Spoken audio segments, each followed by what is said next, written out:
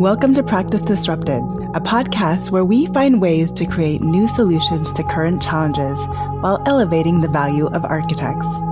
I'm your host, Evelyn Lee, an architect who spans tech as an angel investor, startup advisor, and founder of Practice of Architecture. Whether you're a seasoned architect or just starting in the field, this podcast is your gateway to think differently about the role architects play within our global community.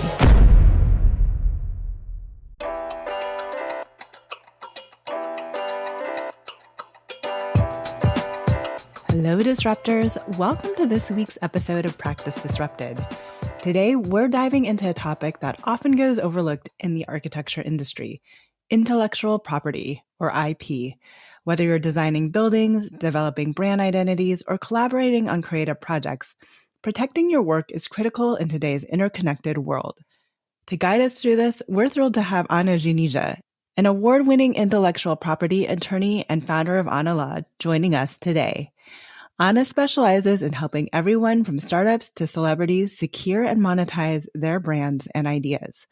Her firm is known for its innovative flat fee services and boasts 100% success rates in securing patents, trademarks, and copyrights.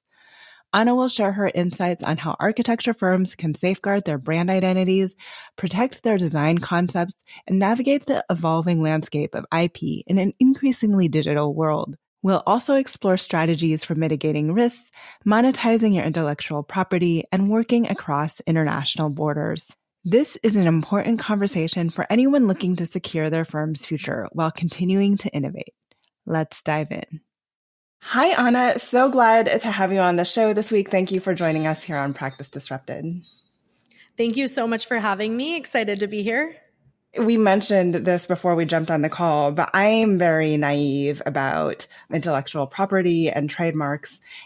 For me, I hope this conversation is really a starter for architects to understand what we ultimately should be doing to protect ourselves as creative service providers. So we like to open up with a little bit of an icebreaker just to get things going. Is there anything that you're looking forward to in the near future, be it professionally or personally, that you'd be willing to maybe share? Today I'm really looking forward to fall because I feel like it's just been a hot summer. That's all I can kind of think of, immediate thoughts, but lots of exciting things coming up. Definitely interested in the election and all that. I love politics, even though I'm not super political, but lots of exciting things upcoming, but we'll see how that affects, business and IP in the future. We're keeping a close eye on it too, to understand how it affects, even supply chain, right, for buildings and architecture. So, like I said, I think our audience is relatively new to IP and trademark law and everything. Really, you actually cover a lot more than I would say most IP lawyers and attorneys do. So can you give us, from a historical perspective, just an overview of intellectual property law and what it is that you do? Sure. So I'll start with the very basics because a lot of people also conflate the terms. So just to explain and give the definitions, intellectual property, that's when I say IP. Intellectual property is basically anything that's of value that is valuable, but you can't necessarily hold it. So that means it's intangible, but it's very valuable, even though it's not something that would typically be like property or a good that you can hold in your hands. But when you have an idea that is very valuable because either it's going to help other people are going to want to use it, or it might help something or improve something that's already out there and make it better. That is a valuable idea, and that is intangible. You can't hold your idea in your hands. So that's what intellectual property is. It's your ideas basically and being able to monetize them.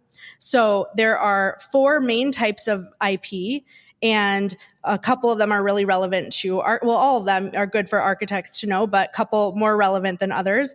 So the first type that everyone talks about, copyrights, very relevant to architects. So copyright covers anything that's considered an original work of authorship. So typically you're going to think copyrights artwork.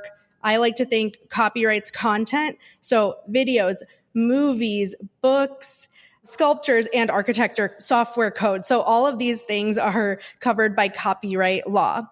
And this is going to be protected when you file for copyright registration. You get that from the US Copyright Office. And copyright ownership is typically governed by contract. So by any contract that you might have in your employment contract or written transfer of copyright rights. Copyright is interesting because also your rights attach immediately. So as soon as you put pencil to paper, automatic ownership of a certain, level of copyright rights. That's the first type of IP. The second type is trademarks, and trademarks protect brands. So things like your brand name, maybe your personal name if you're a personal brand, your slogan, logo, tagline. You can also trademark things like a jingle of a podcast or even a motion. You can also trademark a smell. So basically anything, whether it's a name, logo, slogan, or smell that people are going to associate with you, that can be protected with trademark law. And that is protected with the USPTO, the United States Patent and Trademark Office. Then the third type of IP, patents. This protects inventions. So this is going to be tools, some type of software and apps can be protected with patents. Chemicals, things that you're actually inventing can be protected with patents. So there's a lot of differences between, these three types of IP. People always get them confused. They're all very different. You have to secure your protection through each differently. The level of protection is different, how long it lasts, that, it's all different, and how you can sell them, monetize them, that's all different as well. The last fourth type of IP, major type of IP, is trade secrets. And trade secrets are basically anything of value that you have kept a secret. So one of the most famous trade secrets is the Coca-Cola formula in the vault in Atlanta. And this is really publicized as a trade secret, but lots of things can be trade secrets, including your vendor list, supplier list, systems and processes, anything in your business that's your secret sauce and you're keeping a secret, as in you have taken steps to keep it a secret via things like NDAs. So that is all, considered trade secret. You don't register your trade secret necessarily. You have to protect it by taking steps to keep it a secret. Your remedy when someone steals your trade secret is really to sue them. So it's one of the weakest protective forms, I guess, of IP, so to speak, but very valuable because there are certain things that you can't protect through the other methods. So trade secrets can be kind of a catch-all for that. So that's kind of an overview just of all the types of IP. I know that's so much info. There's so many questions I think we can riff off of what you literally just said there. I feel like I need to go tell every architect to go and copyright their plans now for every single project they do. I mean, would that be a natural response? No, because typically as an architect, you're going to work for a company. Okay. Unless you're a standalone architect or you own your own firm or your own company, or you're an architect maybe in-house somewhere. So if you're in-house somewhere, though, you are working for a company. So usually the way that companies do things in corporate America, at least, this is, by the way, all the information I'm giving is really America specific. So IP rights are different in every country. So specifically in America, it's very commonplace for industry specific to IP heavy industries, which would be architects, or if you're in research and development, architects work with a lot of engineers and a lot of companies as well, depending on, what type of architecture you're doing. But if you are working for somebody else, whether it's an architect firm and you guys are kind of the agency model where you work then for other companies, or your architectural firm has clients, or if you work in-house for a company that's hiring architects for projects, then you are very likely have signed some sort of employment contract that would actually sign your rights to whatever you create in the scope of your work for that company or firm to that company or firm. So that's very, very common for architects, engineers, graphic designers, these type of industries where it's an IP heavy industry, to have signed your rights to your employer. Now, if you're a 1099, you want to check what your, independent contractor's agreement said. So lots of things to think there. But if you've signed your assigned basically automatically all the IP that you create in your job to your company, you can't really register your copyrights. So that's at the individual, obviously, the employee level. So we have a lot of firm owners that listen to this. And we talk about our service for our product is our instruments of services is kind of the drawings, right? But we don't own the building.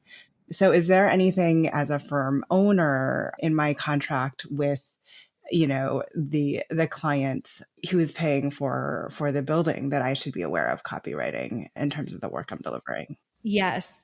So again, in these IP heavy industries, your client contract should dictate what IP rights you retain or what the client retains and what they're allowed to maybe sub-license to their, contractors and other engineers or other people who are involved in the building of the building.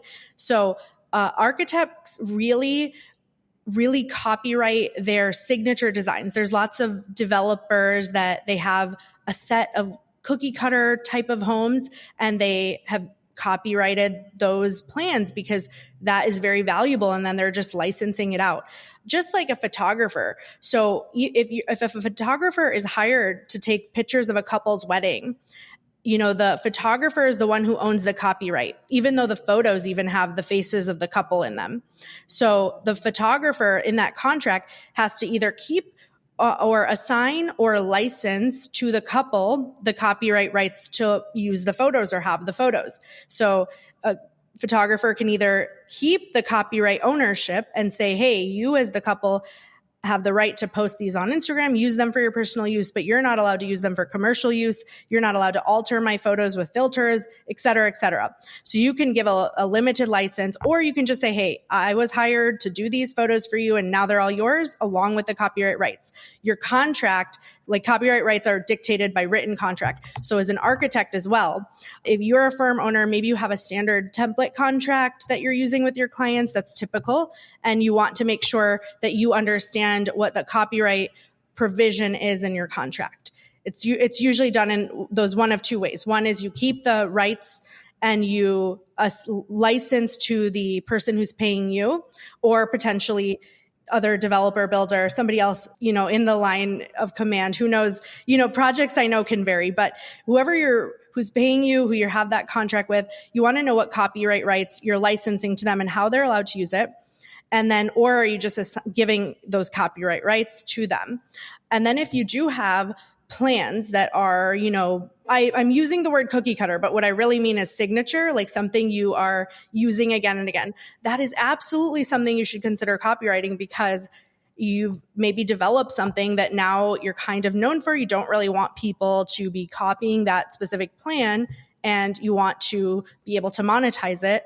Well, you can monetize it through licensing it or selling it, or by enforcing it, of course, if people copy you, going after them and making them pay you a license fee. So there's always a time and place to copyright. As an architect, you actually don't need to have the full prototype or anything of the building built in order to get the copyright. So the plans themselves are something you can copyright.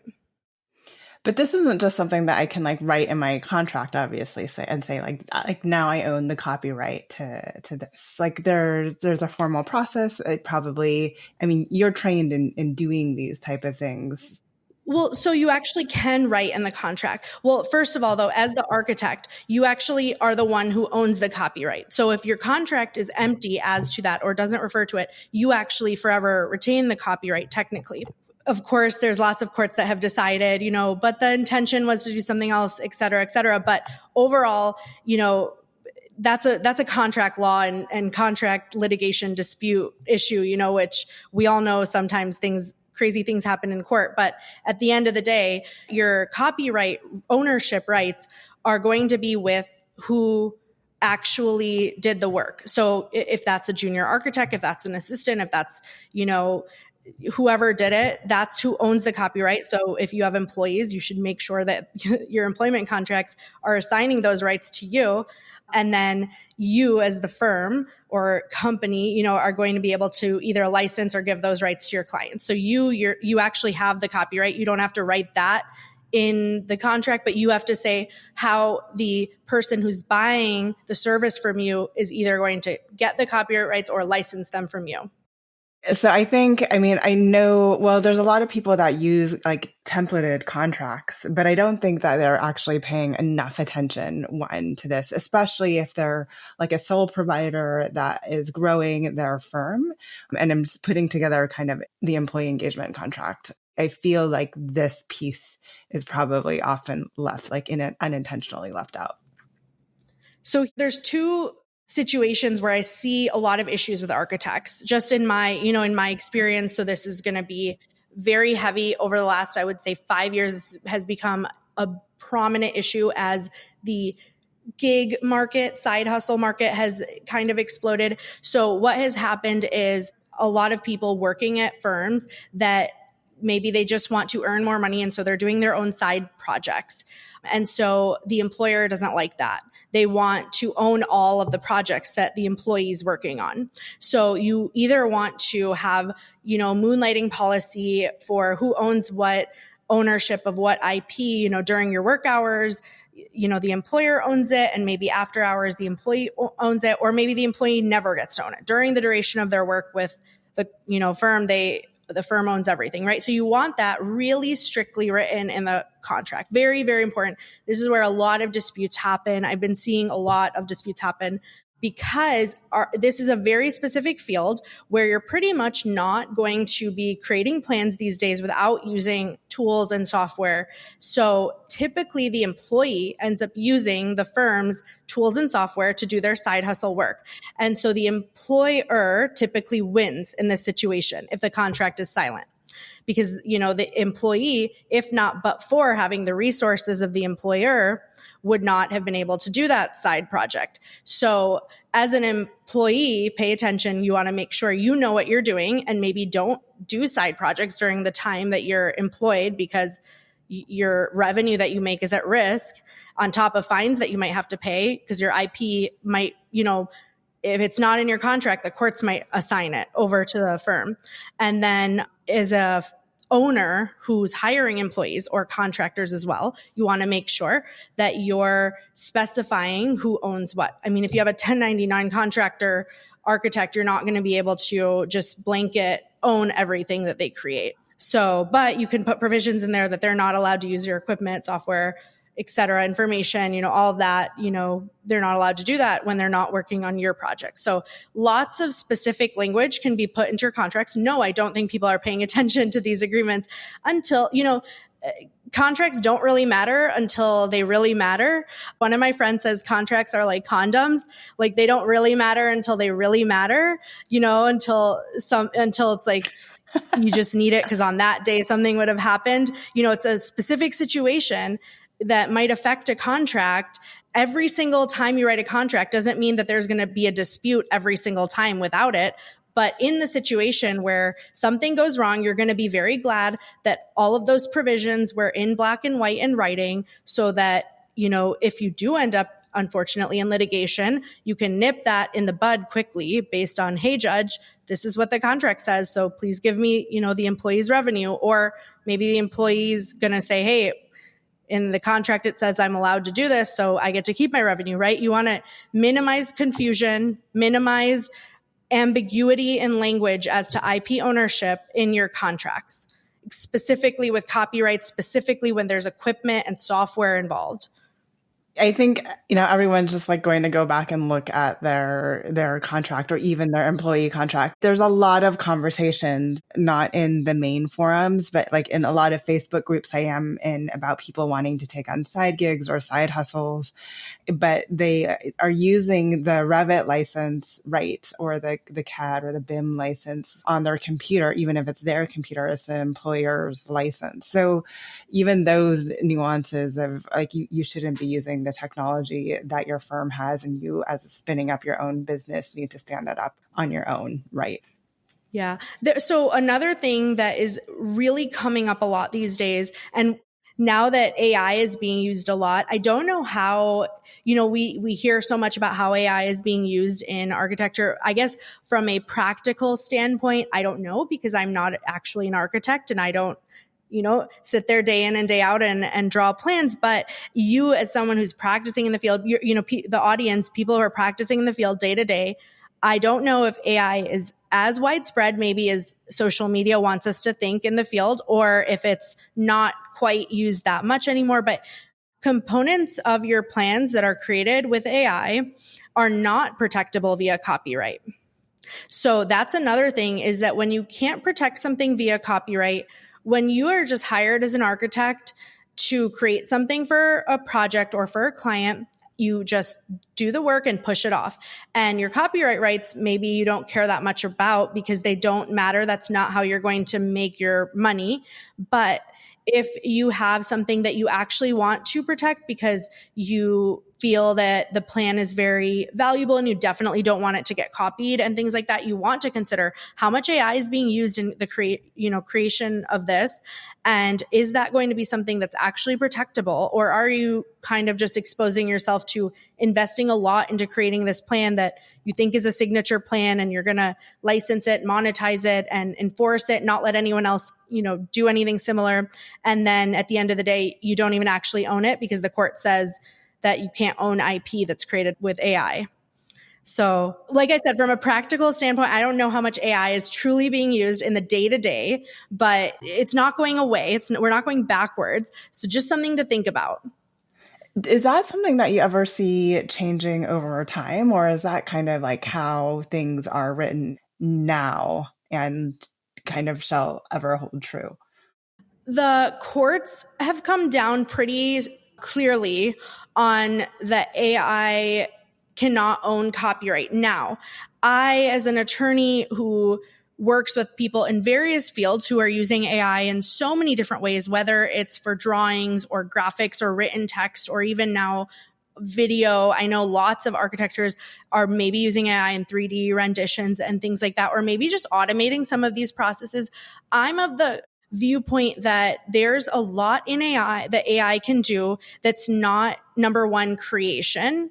When you talk about automation, maybe the architect's still going to be the one coming up with that 3D rendering, but maybe you're going to use AI to automatically upload it on a site and get feedback on certain components from the client, and then tell the working architect on the team to do certain things. And, there's AI, that might be AI in the future. I don't know if that exists right now in your field, but that AI is not involved in the creation. I don't think that would be at risk of, court saying that you don't own it. And then there's so AI that's not involved in the true creation, that is pretty safe if you're using AI in that way. Then also AI can be considered that, if not but for you sitting there on that program and typing in certain things or doing certain inputs, whether it's uploading certain types of drawings or giving certain types of directions, if not but for you sitting there and doing that, that rendering wouldn't have come as an output. So it's kind of that but for test. So if you weren't doing that, it never would have been created. Is AI being used as a tool, quote unquote, or is it actually creating? That's an argument that we'll see play out with the courts. How much of the tool is, going to be considered creating, or is it just a tool, truly a tool that you're using as a tool to help you bring your creation to life, that type of thing. That'll be hashed out in courts over various industries. I see architecture being a prominent industry in that, because I think architecture is in that manufacturing type of field where you're not making plans these days without technology. And I think that AI and tech is there that's going to be pretty amazing and mind-blowing. So everyone's going to want to use it. So I see that field moving very quickly, and I think it'll play out over the next 15 years. We don't know now, but think about that. If you're putting in a new tool, the first thing I would recommend you guys think about is, number one, do your IP rights matter for this case that you're taking on, this project you're taking on? For things you're just hired to push out to the client, and you're not going to retain any rights, you don't really want to, maybe you want to invest less manpower and more AI into that. And then for projects where maybe you want to create something more signature, something that you'll replicate, then maybe you want to put less AI into it and put more manpower into it. And then think, when you are using AI on those type of cases, that would a reasonable person think that it's just AI doing it, or is AI just my tool that I'm using it as, or is it just connecting creative components? So I think the use case right now that most architects are using it for is to create multiple iterations of what we otherwise would take us very long to create, a handful of iterations of. Is that then considered a tool that we are leveraging? Tell me more. So you're creating one set of plans, and then when you say the other iterations of, is it different angles, viewpoints of the same plan, or is it changing anything? There's a few different cases that we can look at this. I'm going to kind of harken back to the days that I was kind of workplace strategy. So as a workplace strategy, I will have talked to a company and understand their needs, right? How many conference rooms they need, and essentially develop a program. Like, we need this many conference rooms of this size. We want this much space being an open community or commons area. We need this many phone booths in today's day and age with everyone on Zoom. And this is the building envelope that we are putting everything in. And I dump that program in there and say, can you come up with a variety of different configurations in which this program exists in this footprint? And have kind of the AI like run through various different configurations of that program. Is that then considered a tool, or is that then considered like AI generating potential plans for me? Yes, I would say that leans more on the side of AI generating them, because it's actually creating new concepts while it's taking the inputs of square footage and how many rooms and how many chairs would fit in XYZ locations and all of that. Those are definitely inputs you're putting in. But even if you create one set of plans and then say, hey, AI, figure out 5 other variations where I could fit the same amount of items, I'm just using items as the inputs, and come up with some more configurations, I would say that's creating new configurations. You can kind of compare an architect to a sculptor. So if you have someone at a pottery wheel, you have all the same 5 lumps of clay. I don't know if they're actually a word for how much size it is, but let's say like 5 of the same exact handfuls of clay that they're going to make vases with. You can definitely make 5 different types of vases with the same grams of clay, same color, right? But you create one variation, and while there's other variations that can be created from these same specs, so to speak, you have to actually create them each individually. When you create something that's a vase in a V shape versus like a more cylinder straight and up and down shape, those are different. Same specs are being inputted, same amount of clay is being used, but the design and the authorship, so to speak, is different in them. So if you just have a machine with 5 different molds, that's just the machine with 5 different molds doing it. That's not necessarily you creating 5 variations using the same specs. So I would say really that case really leans more towards AI doing the creation. Interesting. Okay. And very good to know. So I think there's going to be a lot more of these type of conversations that will need to continue to happen in our field as the tools begin to develop more over time. And, when is it the AI supporting the creation versus the fine line of us taking recommendations or taking the things that the AI creates, and then, when are we driving the creation? Right. So I would say one, in the same type of case, one variation that might lead towards AI being more of just a tool would be if you create a building with certain specs and maybe, you're creating it in a specific way and then you want to mirror it. You want to create plans that mirror the image, or shift certain things that you tell it to, that maybe there's 2 towers and you want to shift them in a different order, or maybe placing things on switching up floors, that maybe the 3rd floor needs to be on the 5th floor and the 5th floor needs to be on the 1st floor. So those type of variations, I think, would be more considered using AI as a tool, and maybe saying, hey, AI, I've created this one set of plans. Now I need you to create 5 sets of plans that switch up XYZ floors in XYZ ways. And you're now just using AI to generate what you have already created and variations thereof that you've still done the creation and now you're telling the exact input. So that would be more of using AI as a tool. We covered a lot just on copyright. And there's 4 other things that you talked about. I want to talk a little bit about the nuances between copyright and patent. So for instance, there is, I believe Apple, I don't know if it's in partnership with an architecture firm, owns a patent for their clear, for like the components that make up their clear or glass staircases. It was developed in partnership with an architecture firm. When do you go from this is a copyright, something I write in contract, to consider when do I want to make it a patent? And then obviously, I'm imagining getting a patent is a lot more time consuming and tedious than just writing copyright. And so when do we take that next step? Yeah. So copyright is definitely in a lot of cases can be considered a lesser degree of protection. I caution from saying that, but because in a lot of cases it's very strong, and in some cases it's all you can get. But when you're going to consider a design patent, that's what the clear staircases that Apple has is. So that a design patent is going to apply to anything that's ornamental. So it's going to be, this can be product packaging. If you have very unique product packaging, sometimes that's even considered trade dress, which is like a trademark variation of a patent.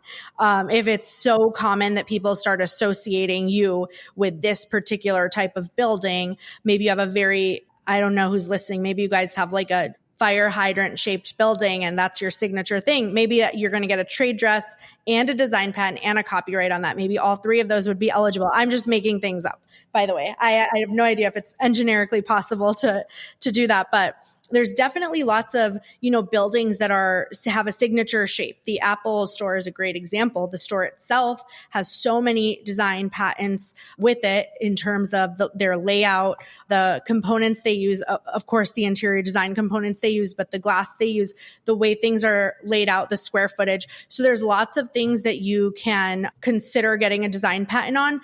You don't necessarily need to have a prototype, but it's typically done once a prototype is there. But if you have a very signature type of building, trade dress or design patent would both apply. And then if you have a building that is just something, that you are able to retain the rights to, which would be, I think, hard for an architect firm. I think developer or the building owner would really be the ones with the rights to get the design patent on the building. But lots of people have collaborations now, or maybe there's ownership sharing. You could design patent the building itself or components of the building, like, the layout of, the Apple store, for example, the clear staircases, spiral staircases. I mean, that patent has expired, but just different types of components of a building too that you develop can be patented. You mentioned expiration on patents. So can you talk a little bit about that and when I would take the extra money and time to actually do a patent or just kind of leave it alone? Yes, definitely. So copyrights are pretty low cost and they only take a few months to get. The lifetime of that it's around 100 years plus the lifetime of the creator. So you'll be safe if you create it and your family will get some royalties too. And then I'm giving you rough numbers, by the way, but just for ease, around 100 years plus your lifetime. And then trademarks last forever. Brands, if you build a brand for your architect firm or as an architect yourself, or if you have some very special component that you're going to try to trade dress and say it's a shape or it's sculpture that's so signature to me, it's my trademark, then, that lasts forever.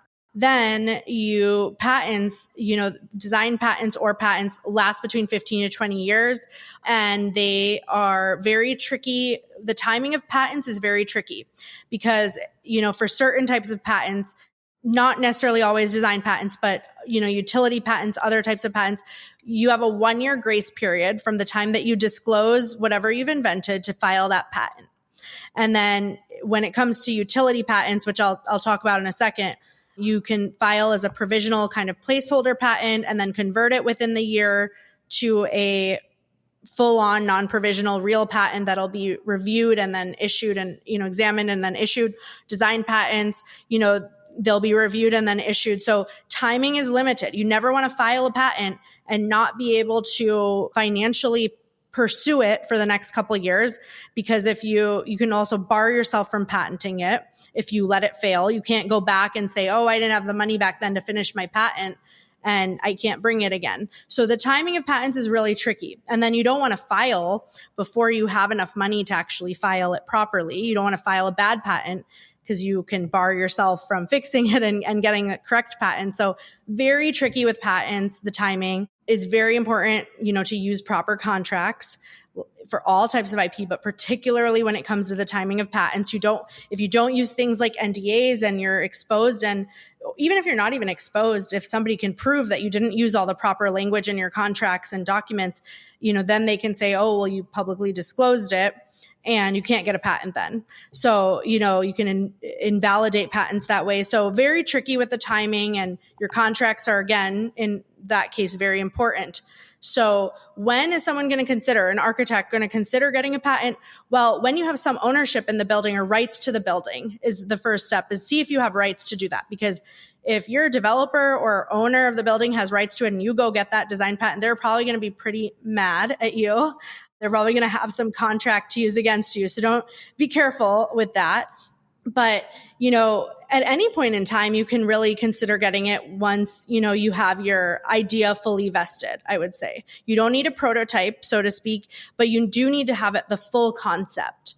And I said I was going to say something about utility patents. So the main types of patents are design versus utility. Design is more for the design structure, very applicable to architects, but also utility patents, because I see a lot of people right now creating a lot of apps, software, tools that are helping, incorporating AI into their practices. And this is a ripe time to do so. So if you are at all techie, you should be thinking about this, because you're only going to make so much money as an architect, and you can make a lot of money making an app. So this is always something to have the wheels turning for. Now is really a ripe time to be developing some very innovative tools using AI and other tech for architects, and maybe for non-architects as well, incorporating concepts or steps in the process. So what you want to think of is, do you have the actual concept ready? So whether it's the structural design, like if you are wanting to get a design patent on a vase that you've created, you would actually need to have at least an image in your head and be able to put that image fully onto paper of what that vase is going to look like, whether or not you've gone and made it out of clay. So kind of think of it that way. Do you actually have your full concept? Because once you file your patent, you can't really change it up. And then if you have a utility patent, which is more of a tool, like it has to have some use, it's not just design structural, you want to make sure all of the timing components are right for that. So no public disclosure prior, that 1 year grace period. If you have any sort of that kind of idea, you should be kind of going over all your contracts and concepts and all that with your patent attorney pretty early on in the process. So all good to know. I feel like when I hear patent, and you even said we want to make sure you have all of your finances and our ability to kind of pay for the full patent process. How much do patents cost? Is it a range, or what should we be preparing to take on? For a design patent, depending on how simple or complex your design is, it's usually pretty simple because you're just talking about the design itself. It's going to be anywhere from $5 to $10K, depending on where you live and what your communication needs are as a client and things like that. I would say that's the national average, anywhere from $5 to $10K for a design patent. Copyrights, are only a maximum like a couple thousand. So very low cost compared to design patents. And then utility patents, where it's actually either a tool or some sort of electrical or software, that is much more expensive. That can be $20K plus. Some anywhere in that like $12 to $40K range. If you just have a simple maybe tool, some like a drawing tool, some sort of new novel pen, and maybe it's got no electrical components, it's just mechanical, maybe one or two moving parts, that is going to be on the lower end, of course. And then, if you have an app software, that's going to be on the higher end. So with patents, you never want to be in a situation where you invest into filing your patent and then you're needing, when you get it reviewed, there's more paperwork involved. When the government is actually reviewing it, they'll do more inquiries and things like that. So you may have to file an office action response and things of that nature, and you want to have funds to do that. You want to be able to make sure that you can fully pay for the patent process. And also when it comes to filing your patent, that big chunk of money at the front, you also want to make sure you have enough time to deal with your attorney, because it's very important that you understand your invention, whatever you've created, to the level that you can explain it to someone very in detail. Lots of people pay and then ghost. That's never good to do. And you will always spend so much more if you behave that way. So make sure you have enough time, allotted to, deal with the patent drafting process. And then, when you're choosing between provisional or non-provisional, and you have all these other questions and maybe other documents you might need reviewed, you want to make sure you can, properly invest into doing that, because cutting corners can bite you at the end. And a lot of IP attorneys that you'll work with will have flat fees for everything, but you want to make sure that, you have the time, you have all your documents in a row, you set aside, again, I'll say you set aside the time to communicate with your attorney, and that you can fully pay for any, of the variations that you need for your invention. So if you need a patent, you might also need a copyright, you might also need a trademark, and you really want to have all the layers of protection if you need it. But patents, of course, are the most valuable type of IP because you can license them usually for the most money or sell them for the most money. So if your item that you've created, whether it's a building or an app, if your invention is eligible for patent protection, you should definitely get it over other forms.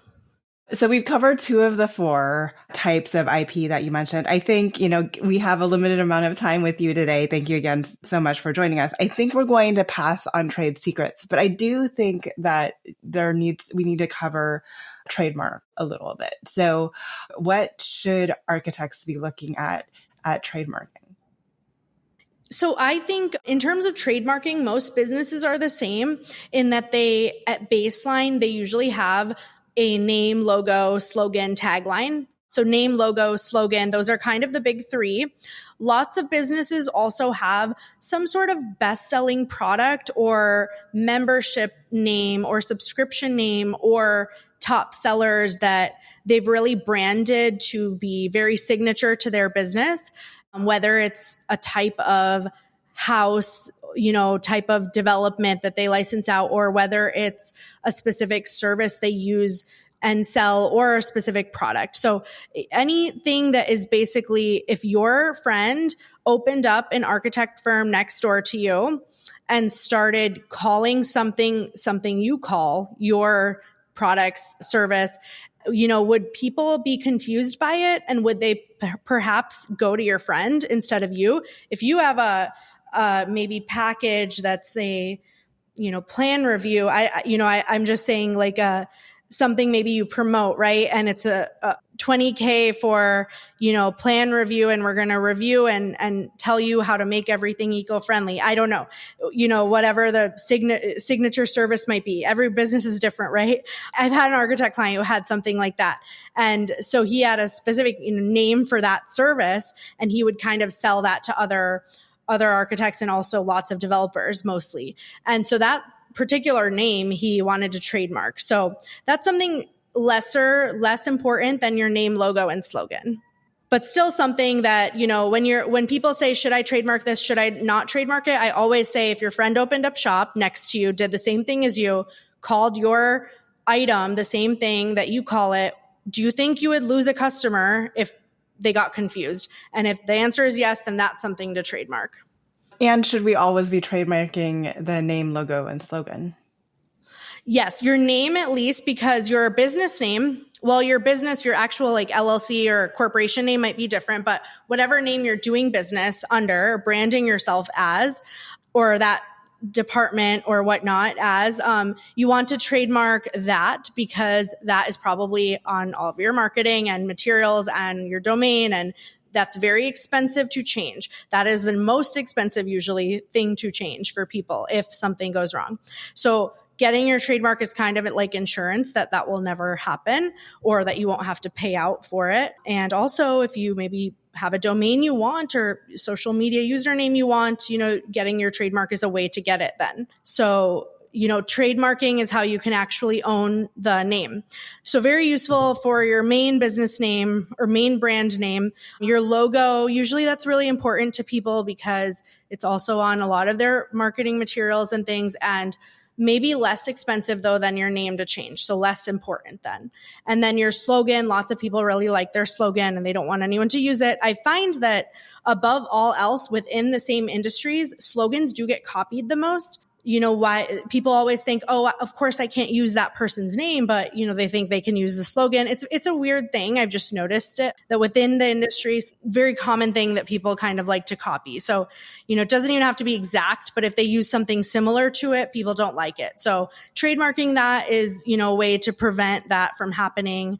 I would say trademarking is you can definitely license and do collaborations and things with your brand, but to a less extent than you can with copywriting and patenting. If you can copyright something or patent something, then there's probably a lot of people in your industry who it would be valuable for, who would pay for the access to it or the allowance of use of it. With your trademark, you're investing into your trademark in order to protect your name and protect your marketing and branding investment into that.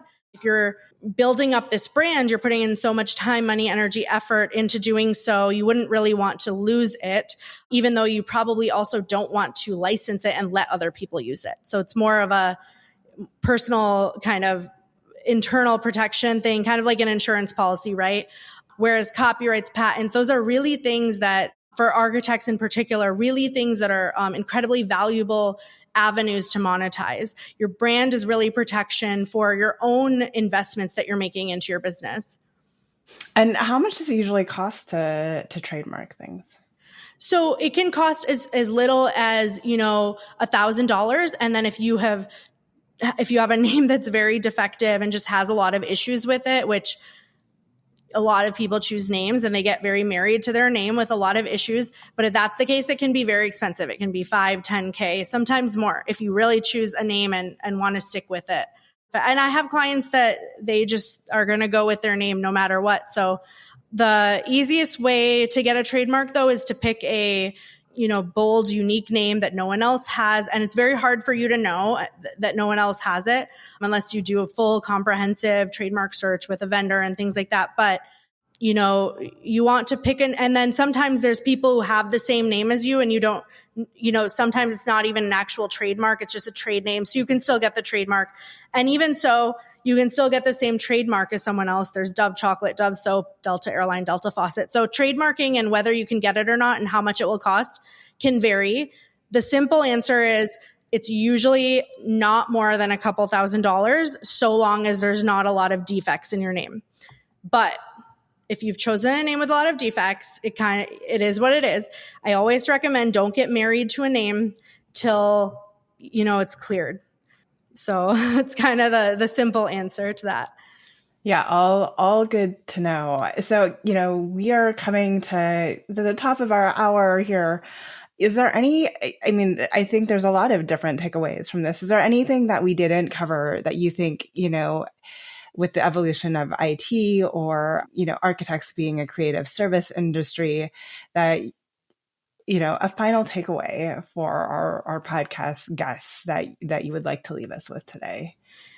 Yeah, I'm going to leave you with kind of the list of the most common mistakes I see happen in this industry. And I'll just recap, I know I've talked about some of them, but I think, I'm telling you from experience in the IP world, you either as a lawyer are kind of servicing one type of person, like a family lawyer, they do everything for families, or you work with all industries and you do one specific thing. That's kind of what I do for IP.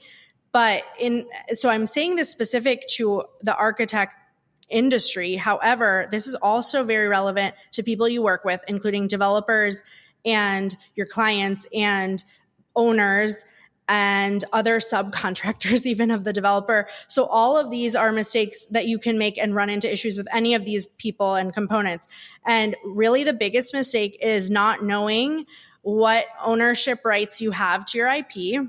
So that might be, I've had situations where architects accidentally maybe make a plan that's too similar to something they did for another client and their old client doesn't like it. That happens sometimes.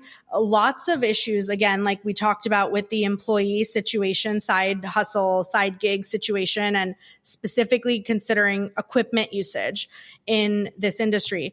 The last one is actually something we didn't touch on, but I think is important, is for the people who are actually creating these AI tools in the architect world.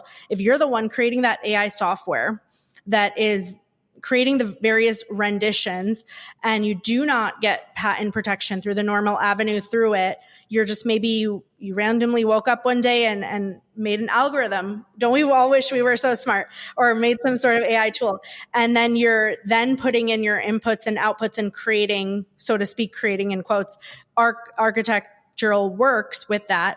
Your AI rights to that, plus your AI rights to the software, whatever program you've created, can also be, I've had several cases now where these things have happened. So your rights to that is all really limited.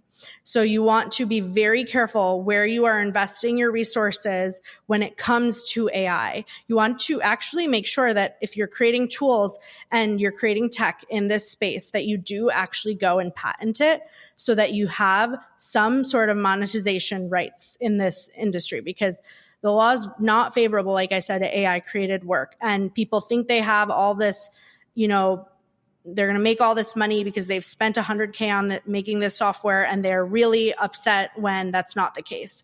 So any sort of tech, even a tool, I guess, but it's really tech that's being created right now, whether it's AI, whether it's just any sort of SaaS, any sort of app, downloadable or not, you want to make sure that you are, if it's patent eligible, get that patent on it. Thank you for recapping those other two and adding the third, and for joining us here today. We will make sure that our listeners know how to get in touch with you in our show notes. Is there a URL that you want to rattle off in the meantime? Sure. If you can go to Anna Law, so just ANALAW.com. Thank you so much for joining us today. Thank you so much for having me.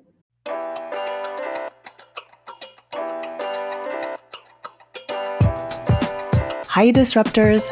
Thank you for joining us today on an episode of Practice Disrupted.